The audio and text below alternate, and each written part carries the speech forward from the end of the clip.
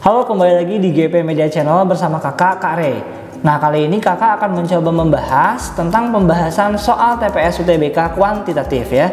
Di sini kakak sudah sediakan sekitar 5 soal. Oke, untuk soalnya langsung kita kerjakan. Nah, di sini ada soal yang pertama, ini tentang akar ya. Nah, soal kayak gini tuh familiar banget. Jadi kakak punya tips ya untuk mengerjakan soal seperti ini dengan cara cepat. Jadi kalau misalkan ya ada bentuk kayak gini, X sama dengan akar ya kan, misalkan sini ada A ditambah akar A ditambah akar A dan seterusnya ya, ini kan nggak ada ujungnya tuh. Nah, ini kita bisa gunakan sifat kayak gini ya, cara cepatnya nih, kamu cari A nya itu adalah perkalian berapa dengan berapa gitu ya, sesuatu dengan sesuatu dimana selisihnya itu satu. Contoh misalkan, kalau misalkan A nya itu 56 ya, kayak di soal ini, berarti perkalian yang selisihnya satu berapa sama berapa? Ya udah jelas 8 sama 7 ya kan.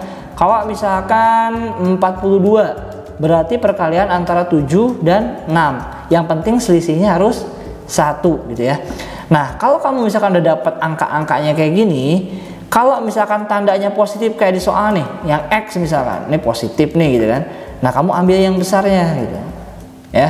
Kalau misalkan yang negatif kayak yang Y ini, kamu ambil yang kecilnya. Nah, gitu. Berarti untuk soal yang X, kan kita udah tahu nih, 56 itu perkalian antara 8 sama 7 ya kan? Karena tandanya positif, berarti kamu ambil yang besar. Oh, berarti X-nya 8. Nah, sekarang Y-nya ambil yang kecil, berarti 7. Udah kan? X tambah Y berarti 8 tambah 7, 15. Oke ya, jadi jawabannya yang C. Oke, lanjut ke soal yang kedua ya. Nah, di sini ada tentang pola. Jadi kalau pola itu biasanya yang poin tengahnya ini adalah hasil dari operasi yang di sekitarnya gitu. Karena di sini ada 4 pola ya, ada 7, 3, 21, 15. Kita harus cari gimana caranya dia bisa dapetin angka 15 di sini gitu. Coba kalau kita perhatikan nih, ini caranya kayak gini. Yang atas itu kita kali. Coba 7 kali 3 berapa? 21 ya. Nah, yang bawahnya kita selisihkan. Berapa tuh? 21 dikurangi 15, 6. Nah, kemudian hasil dari perkalian yang atas sama selisih yang bawah kita selisihkan lagi. 21 kamu kurangkan dengan 6. Oh, hasilnya ternyata 15. Nah, ini kan match tuh. Tapi ini belum kuat. Kita harus uji ke yang sebelahnya lagi nanti ya. Kalau misalkan yang ini ada, itu sudah kuat.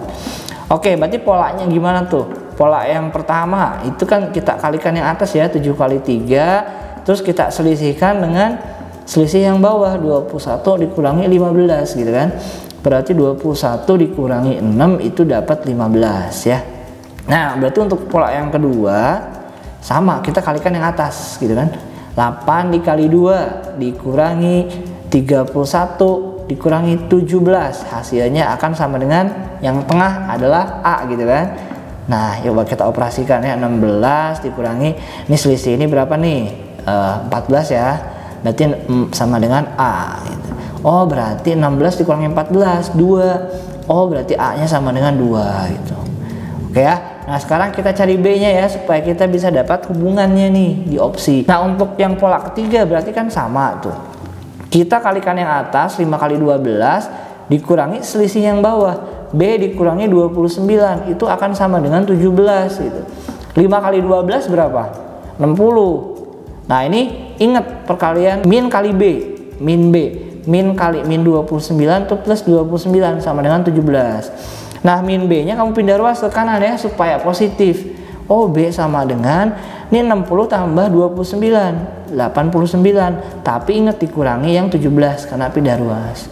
Berarti dapat gak tuh B nya? Dapat ya, 89 dikurangi 17 berapa tuh? 72 ya berarti ya.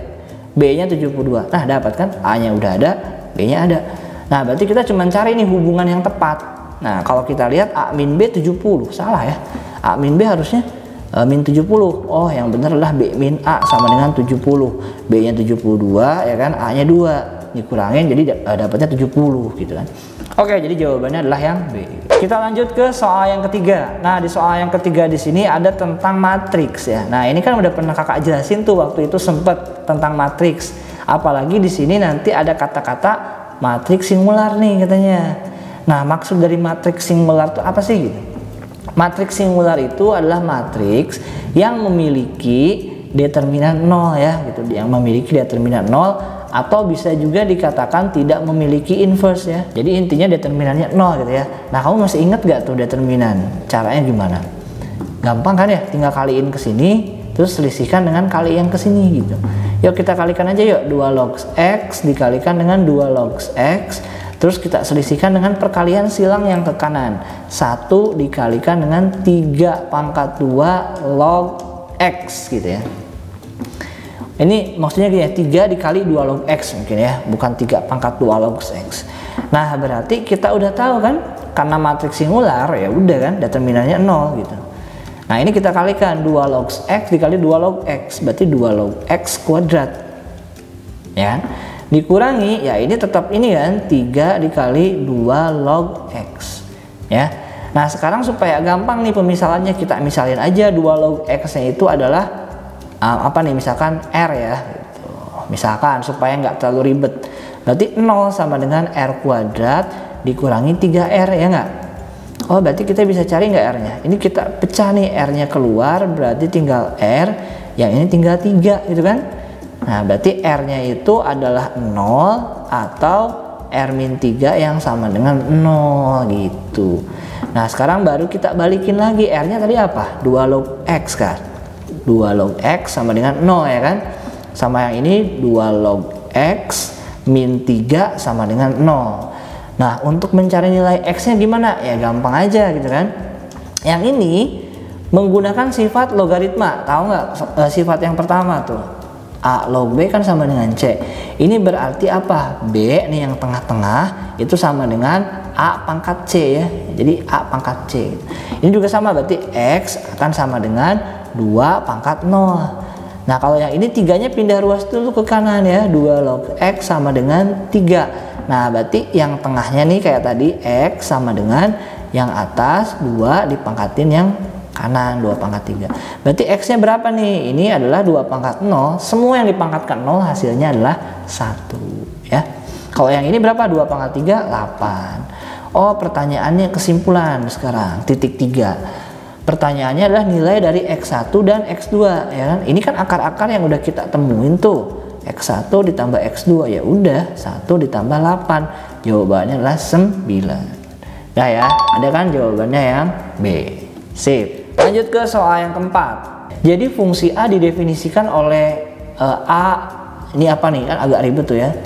Kayak gini tulisannya, itu sama dengan 3O min 0,125A dibagi 5T ditambah 0,25L ya.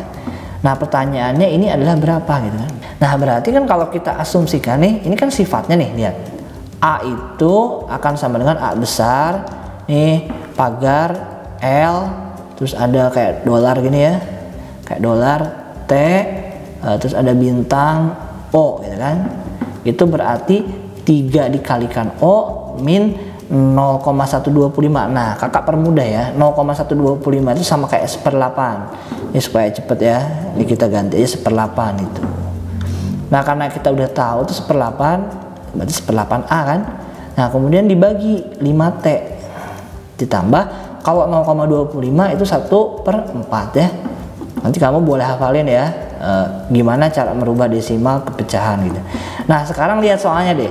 Di sini kan 24 nih. Terus pagar 8, dolar 2/5, bintang 1/2. Nah, berarti kan kita bisa merujuk nih, lihat. Kita pakai warna biru ya supaya beda nih. Nah, ini kan A-nya berarti kan? Ya. Nah, terus ini L-nya kan? Ini T-nya kan? Ini O-nya. Oh, berarti kita masukin ke rumus. 3 kali O-nya kan setengah nih. Ya udah dikalikan setengah gitu kan. Dikurangi 1/8 dikalikan A-nya yang depannya 24 ya, 24 dibagi 5 dikali T. T-nya kan yang ini 2/5 ya, 2/5 ditambah 1/4 dikalikan dengan L, L-nya 8 ya. Udah tinggal kita operasikan, 3 dikali setengah kan 3/2. Ini 24 dicoret sama 8, 3 dibagi 5 nih, 5 dikali, oh ini coret aja 5-nya, berarti 2 ditambah 8 dibagi 4, 2. Nah, ingat operasi yang didahulukan adalah perkalian dulu atau pembagian sebelum pengurangan dan penjumlahan. Berarti ini kita biarin. Nah, ini kita operasikan dulu. ya kan. 3 dibagi 2 berapa? 3 dibagi 2 itu kan 3/2 ya, berarti min 3/2 ditambah 2. Oh berarti kesimpulannya gimana? Nah karena kita udah tahu ini 3/2, ini minus, tinggal kita coret aja kan, ini sama ini kan sama berarti ya. Nah terus hasilnya adalah 2. Oke. Nah jadi untuk soal yang keempat ini jawabannya ada nggak 2? Oh ada, ternyata yang D ya gitu. Oke, nggak kerasa kita ke soal yang terakhir nih. Nah ini kayaknya nampak rumit soalnya ya, karena banyak persamaannya banget nih. Oke, untuk mengerjakan soal yang terakhir ini kita harus kerjakan pelan-pelan. Di sini ada 3 clue ya. Sebetulnya ini clue pertama nih kita bikin, ini clue yang kedua, ini clue yang ketiga. Nah, langkah pertamanya gini dulu. Yang atas kan lihat X sama dengan Y plus 3 ya. Di sini menunjukkan ada 2 variabel X sama Y. Nah, kemudian di persamaan yang kedua juga ada 2 variabel tapi kuadrat. Nah, cara paling enak itu kita bikin ke 1 variabel ya. Jadi gini, kan yang pertama itu X sama dengan Y plus 3 nih gitu kan. Berarti kita bisa substitusikan ke persamaan yang kedua. Yang kedua kan X kuadrat sama dengan Y kuadrat ditambah 12. Nah kita ganti 1 variabel sehingga nanti variabelnya menjadi sama semua gitu ya.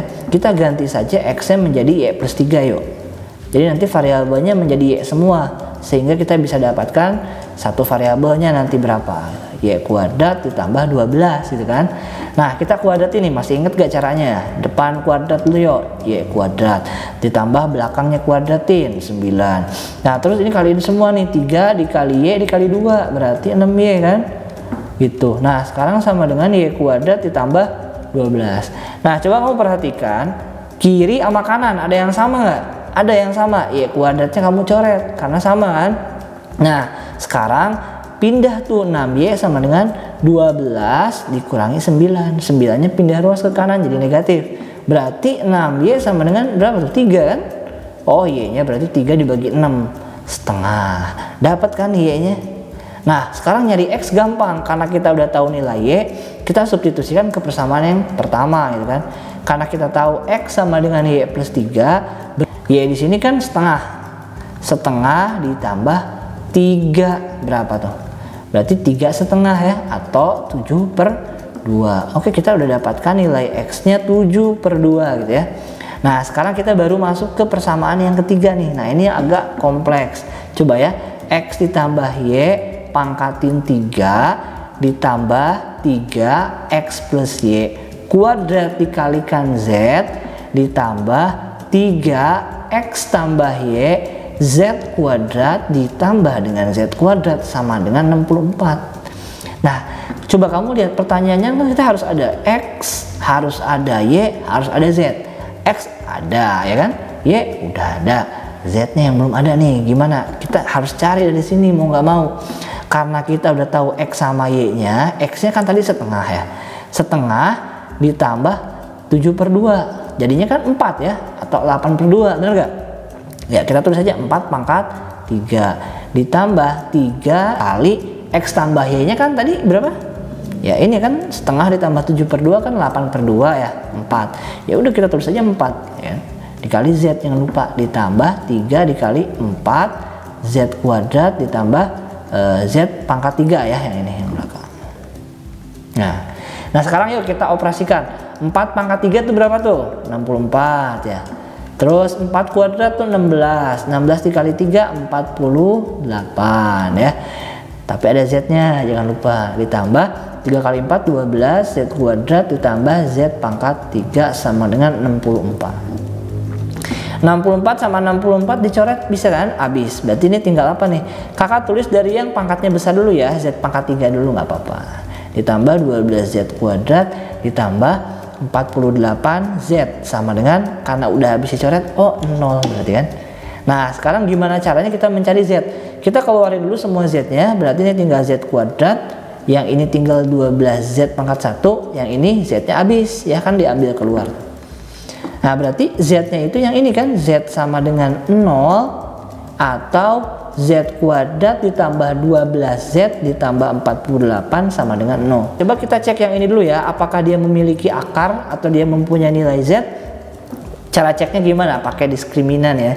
Diskriminannya rumusnya adalah B kuadrat min 4AC. Kalau masih ingat gak, kalau D-nya lebih dari 0 berarti dia punya akar ya, akar double ya, akar double gitu, berarti 2 akar. Kalau misalkan D-nya sama dengan 0, oh berarti akarnya cuma 1 atau kembar gitu ya. Oh kalau D-nya kurang dari 0 berarti tidak memiliki akar atau imajiner gitu kan. Nah kita cek yuk B-nya ini ya, A, B, C. Kita pakai warna biru yuk. Nah ini A-nya ya, ini A, ini B, ini C. B-nya kuadratin 12 kuadrat berapa tuh? 144 dikurangi 4 dikali A-nya kan nih 1 nih. C-nya 48. Nah 144 dikurangi 48 dikali 4 berapa tuh? 16. Oh ternyata 192 ya kan? Oh berarti ini minus dong hasilnya ya, minus kan? Oh berarti D-nya kurang dari 0. Kalau D-nya kurang dari 0 lihat kenapa tuh? Dia nggak punya akar, berarti dia nggak memiliki nilai Z-nya, nggak punya Z1, nggak punya Z2 dia ya gitu. Oh berarti Z yang tersisa yang mana? Ya ini doang ya kan? Udah kan clear semuanya. Tinggal kita masukin ke pertanyaannya, kesimpulannya. X tambah Y ditambah Z, X-nya 7/2, Y-nya setengah ya kan? Z-nya 0 ya, yang ini doang yang dipakai kan? Karena yang kanan tidak memiliki akar gitu. Tambah 0. Berarti kan tadi dong ya, 7/2 ditambah setengah, 8/2 atau 4. Ya jawabannya yang E.